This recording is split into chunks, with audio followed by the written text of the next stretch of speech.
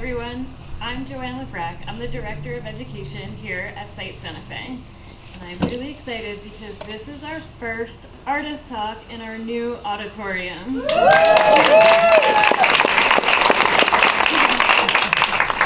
finally here. It's very exciting for many reasons.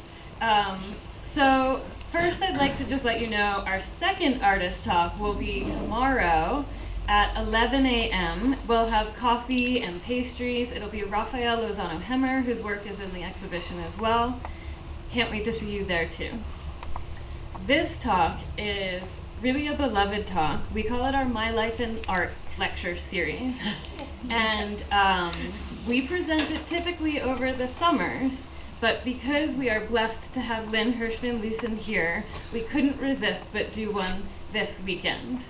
The My Life in Art talks are talks which really looks at a visionary in the art world, someone who has had a long career in the arts, and we get the benefit of hearing a little bit about that experience.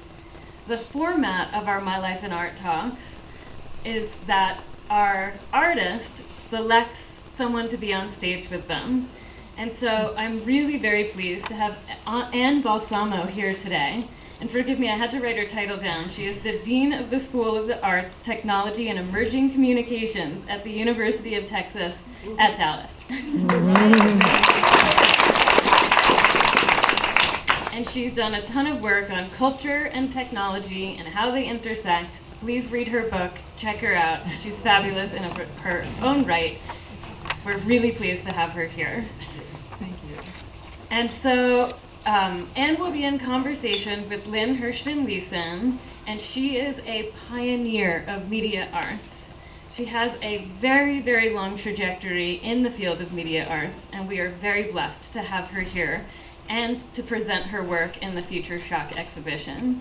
So I know that you always like to hear the speakers more than you like to hear me talk, so keep my introductions brief, and thank you so much, Lynn and Anne, for being here.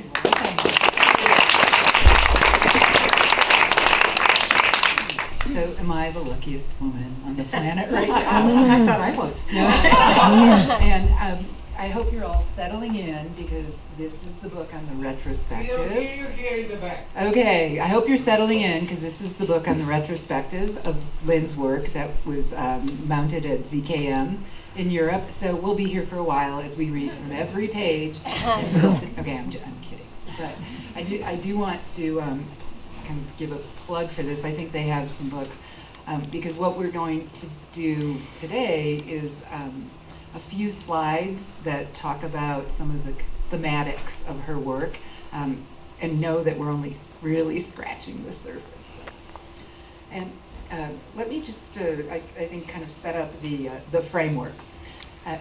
So I once read something that Lynn had written to describe not so much her thematic, but kind of the phases and the phase shifts that she has gone through in her work and in her preoccupations, her questions, and so on. And she described it like this. There was BC and AD.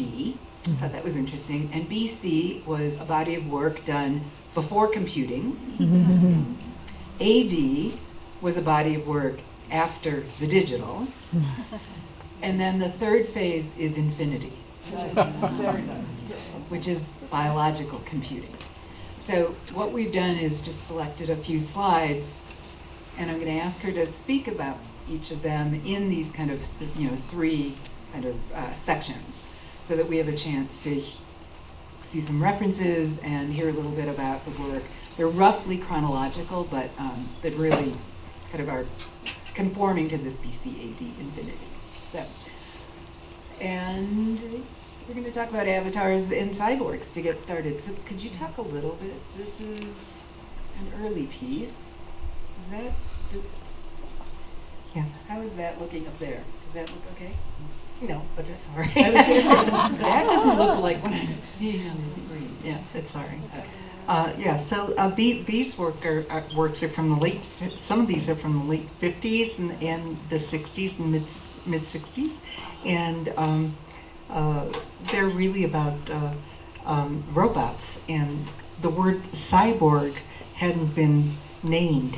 There was no word for cyborg until the mid-60s, and it was when two scientists named Klein and Klein, one with a C, one with a K, found something in a microscope that was moving. They couldn't identify it, and so they gave it that name and published an article which was in an art magazine, strangely enough. So around that same time, without knowing about Klein and Klein anyway, these kind of robotic cyborgs were emerging in my work. What I have been doing with some of your work as I'm organizing it for my students is one of the first ways I help my students understand is to frame it in terms of identity genres. That it wasn't just logics of identity, that really much of the work that you've done in the early, especially the early, was working through different genres. So there was like fictitious identity, and I think we'll look at a few of these slides, virtual identity, multiple identity, artificial identity, performative identity, liquid identity, and cyborg identity. So I think we're going to look at a couple other slides that. Whoa. This was, I think it was done around 1959, actually.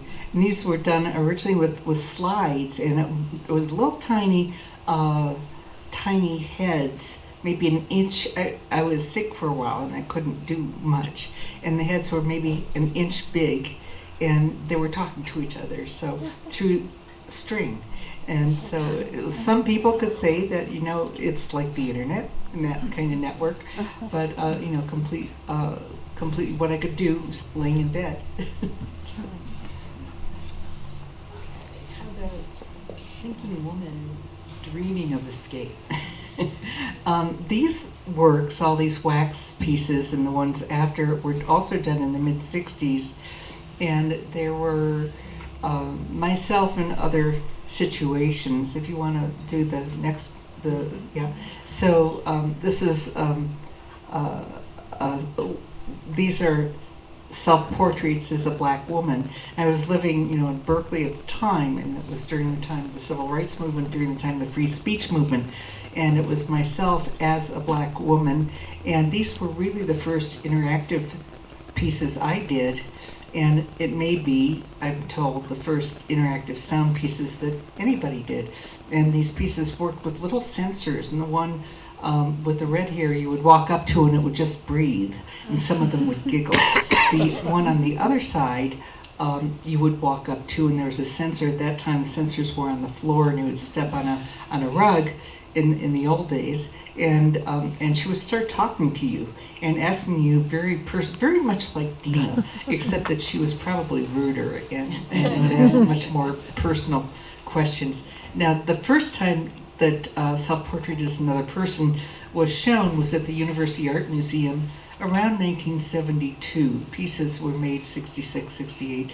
And the University Art Museum in Berkeley was threatened that if they didn't start to show women, they'd get their funding cut because it was a federal agency. They'd never shown any women. So I was selected as one of 3 women to show. They wanted me to show drawings, but to me it seemed like sound work was a drawing because you were making sound that would go out into the air and interact with people. Well, they didn't quite agree. And the curator at the time just took the without telling me, took the exhibition down because she said, which is a refrain I kept hearing for the next 50 years was that it wasn't art and that it didn't belong in a museum because it used sound and it was media. So that was my first opportunity on the cusp of a disaster came from the fact that they closed the exhibition because it used media. Is this looks like part of the installation, or is this a collage of? This is a collage. Well, again, the opportunity on the cusp of disaster was, I was walking the streets of Berkeley, and I thought, in those days with the Bank of America all boarded up, I thought, who needs a museum? Yes. Right. You don't. If you have something to say, you don't need to do that. So I rented a room at the Dante Hotel, a hotel that was called the Dante. I think it was the receipts up there. I think it was $20 a week or something. Right. And with $10 down. Yeah. Which I borrowed from my friend Eleanor Coppola, who did this with me, and and I put the elements, the wax figure, in the bed there with sound that would activate as you walked in the room. You looked through the room into the artifacts of what was there. And the exhibition lasted a year, far longer than the museum would have, and I think it had more visitors. It was listed as one of the 10 best shows, along with Turner's watercolors. And this was site-specific before anybody had that name. It was 1973. Right. And that's amazing. Then we have Robert. So these images aren't working so well. So, I was in the Dante Hotel. I was thinking, what would happen if you were able to liberate that identity that was frozen in that space of somebody who could walk out and live in real time, real space, and interact with real life, but that was fictional. So it was, through that experience that Roberta was born. And Roberta was a figure who didn't exist really, but she was fictive. But she reflected culture in that she mirrored it, so that as she saw culture, it would reflect back at her. And it was a project that lasted almost 10 years.